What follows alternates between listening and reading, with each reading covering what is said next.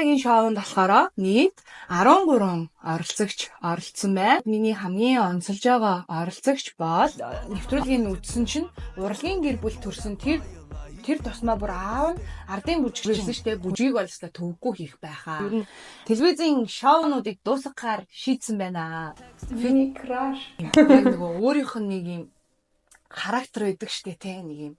Аатай нэг юм. Энэ үнийг бол яста бүжиглэхийг гэсэн үнэнхээр мэдэхгүй. Надад нэг тийм зүгээр юм совин төрөөд байгаа байхгүй одоо. Хүн болгон одоо хандлагын харахлаар бараг хар төвөө юу хийж байгаа хаар төвөө одоо бүжиглж чадах болоо надад ч гэсэн үнэндээ яг тийм төвөө одоо бүжиглж чадах юм уу гэсэн нэг тийм бодол байгаад байгаа байхгүй.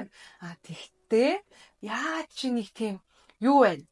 Таамаг нэрштэй те бидний энэ тэнэг бодлыг ингээд пас ницаагаад амар хөөрхөн бүжиглэх юм шиг юм совин төрөөд байгаа байхгүй зүгээр совин харагдаж байгаа шигээ тийм жижигхэн юм хүн бол огт бишээ.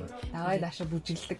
Хэрвээ чаддаг байх юм бол маш гоё театрын факультетыг яг нэг онд төгссөн манай параллел ангийн найз маань байгаа. Хоёрыг гоо үцгэлэнтэй гэж хэлэхгүй юм бол хэнийг гоо үцгэлэнтэй гэх юм бэ? Их шүүгийн инхмаа байна. Тэр хандлтын хараа энэ хүн бол одоо дараагийн үзүүлбэр дээрээ вальс үзүүлэх байхаа гэж бодож байна. Энэ шоуны хамгийн мундаг бүжигчинтэй Яна дараагийнх нь оролцогчдоо ийм том босго